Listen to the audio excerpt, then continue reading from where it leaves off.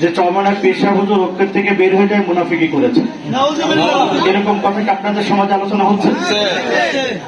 আচ্ছা, আমরা তো যেগুলো বলেছি মুনাফিকি করেছে, এরা বিনা দলিলে বলেছে নাকি বলেন? আল্লাহ তাআলা মুনাফিকের পরিচয় কাদেরকে দিয়েছেন একটু জেনে নিই, এরপরে আমরা ডিভাইডেড করব যে আসলে এর ভিতরে কারা পড়ে।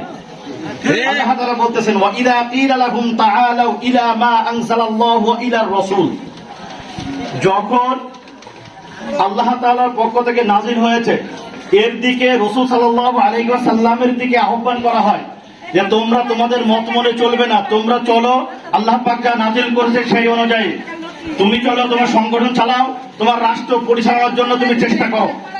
কার মতো করে? নিজের মতো? সংগঠনের মতো? কার মতো? যা আল্লাহ নাযিল করেছেন সেই অনুযায়ী রাসূল সাল্লাল্লাহু আলাইহি ওয়াসাল্লামের দিকে, অর্থাৎ রাসূল সাল্লাল্লাহু আলাইহি ওয়াসাল্লামের উপরে যা নাযিল হয়েছে সেই বিষয়গুলোর উপরে এটা।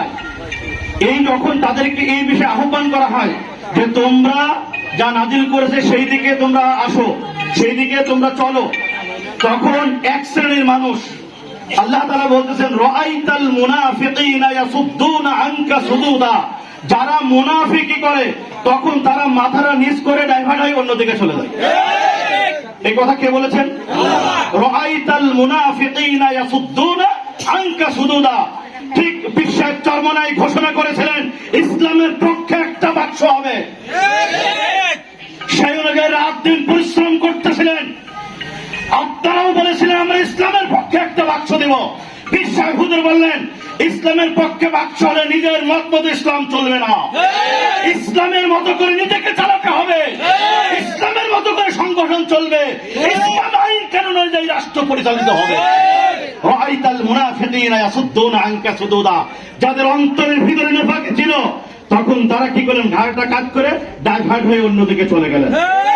তখন তারা অন্যদের সাথে গোপনে বৈঠক করলেন। শুধু তাই নয়, অন্য একটা আয়াত আল্লাহ তাআলা বলেছেন ওয়া মিনান নাসি মান ইয়াকুলু আমান্না বিল্লাহ ওয়া বিল ইয়াউমিল আখির ওয়া মা হুম বিমুমিনিন। আল্লাহ তাআলা বলতেছেন মানুষের মধ্যে এমন কিছু মানুষ আছে যখন তারা রাসূল সাল্লাল্লাহু আলাইহি ওয়াসাল্লাম ঈমানদারদের সাথে থাকে তখন তারা বলে যে আমরা আল্লাহ এবং আখিরাতের প্রতি ঈমান এনেছি। ওয়া মা হুম বিমুমিনিন, আল্লাহ তাআলা বলতে আসলে কিন্তু তারা মুমিন না, তারা ঈমান আনে নাই।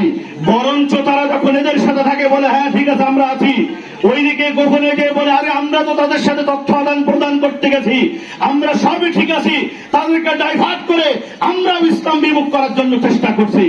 এই উপস্থিতি ইসলামের পক্ষে যখন একটা বাক্স হয়েছিল, আমেরিকার সাথে গোপন বৈঠক বিশ্বের চরমনাই করেছিল। কারা করেছিল? বিশ্বের চরমনাই বলেছিল আমি ইমানদার, তারা বলেছিল হুজুর আমরাও তো ইমানদার, আমরাও ইসলাম চাই, কিন্তু আমরা চাই মডারেট ইসলাম। বিশ্বের চরমনাই বলেছিলেন আল ইয়াউমা আকমালতু লাকুম দীনাকুম ওয়া আতমামতু আলাইকুম নি'মাতি ওয়া রাদিতু লাকুমুল ইসলাম দীনা। আল্লাহ রাব্বুল আলামিন বিদায় হজ্জের ভাষণে আরাফাতের আসরের নামাজের পরে এই আয়াত নাযিল করে বলে দিয়েছেন ইসলামের ভিতরে আর বাড়তি কমতি করার কোনো সুযোগ নাই, সংস্কার করে কোনো সুযোগ নাই, মনে চাইলে ওইটাও মানতে হবে, না চাইলেও মানতে হবে, মডারেট করার কোনো সুযোগ ইসলামের ভিতরে নাই। ইসলাম অতি হয় নাই, বর্তমানে ইসলাম যেরকম আছে সেরকমই থাকবে, ইসলাম সবসময় ইসলামের মতো করে চলবে। আপনি মডারেট ইসলাম করে ওই কাফেরদেরকে খুশি করতে চেয়েছিলেন, তামাশা করেছিলেন আমরা মুমিনদার, আমরাও ইসলাম অনুশাসন চাই। ওই দিক দিয়ে বলতেছে এসব কিছু না, আমরা সব ঠিক আছি, আপনার টেনশন করেন না, আমরা ওনাদেরকে মডিফাই করে ওনাদের থেকে লোকজন ভাগাই নিয়ে ঠিকই আমরা এখানে আমেরিকার দিকে চালাবো। এই কাজকে বিশ্বাস চরমনাই করেছিলেন। তাহলে যারা বিশ্বাস চরমনাইকে মুনাফিক বলতেছেন আপনার ইমানের হালাত কি হয়ে যাবে আপনি চেষ্টা করেন, আপনি একটু ফিকির করেন মিয়া। যা বললাম কোরআন আয়াত থেকে বললাম, একজন মুনাফিকের আচরণ কারা করেছে স্পষ্ট জানিয়ে নেন, স্পষ্ট ভেবে চিনতে। আন্দাজ ফান্দাজে কথা এটা হয় না। আমি আখিরাতের প্রতির জন্য নির্বাচন করতে নেমেছি, রাজনীতি করতে নেমেছি, আমরা এটা বিশ্বাস করি শুধুমাত্র নির্বাচনী ইসলাম ক্ষমতায় যাওয়ার মাধ্যমে এটা আমরা বিশ্বাস করি না, বরঞ্চ এই দেশের ক্ষমতার পালাবদলের অন্যতম একটা মাধ্যম হলো নির্বাচন। নির্বাচন বাদেও কিন্তু ক্ষমতার পালাবদল হয়, যা 24-এ হয়েছে। এইটা নির্বাচন যেহেতু উত্তম মাধ্যম, তাই আমরা এই নির্বাচনে অংশগ্রহণ করেছি। আমরা এটা মনে করি না একমাত্র নির্বাচনের মধ্যে ইসলাম ক্ষমতায় আসবে। যদি প্রয়োজন পড়ে গণবিপ্লবের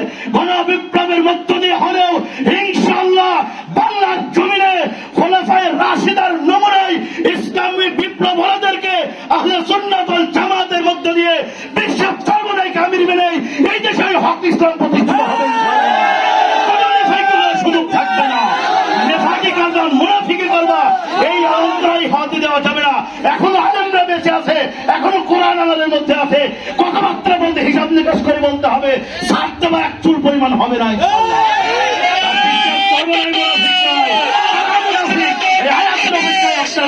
চিন্তা করে নেবেন ইনশাআল্লাহ। তাই আপনাদের উদারতা আহ্বান দিব, আর নয় ইসলামী শরিয়াতের পক্ষে ইসলামী আইন কানুন নীতি আদর্শ কোনটা? যেটা ইসলামী শরিয়া। এক কথায় সেটাকে কি বলা হয়? ইসলামী শরিয়া। ইজমা কিয়াস, কোরআন হাদিস ইজমা কিয়াসের মধ্য দিয়ে যে নিয়ম কানুন পরিচালিত হয়, সেই নিয়ম কানুনকে সংক্ষেপে বলা হয় ইসলামী শরিয়া। যারা ইসলামী শরিয়াকে কনভার্ট করতে চায়, যারা শরিয়াকে বিদ্রুপ করে, যারা ইসলামী শরিয়াকে আলাদাভাবে মাইনাস করে মানব রচিত শাসন প্রতিষ্ঠা করতে চায়, আপনারা এবার সিদ্ধান্ত নেবেন তাদেরকে ভোট দিবেন, না যারা ইসলামী শাসন প্রতিষ্ঠা করতে চায় তাদেরকে ভোট দিবেন। এই দায়িত্ব আপনাদের। কারা মুনাফিক এই দুটো আয়াতের সামনে আপনারা বিবেচনা করে সামনে থেকে পথ চলবেন, এই প্রত্যাশায় আল্লাহ হাফেজ। আসসালামু আলাইকুম ওয়া রাহমাতুল্লাহ।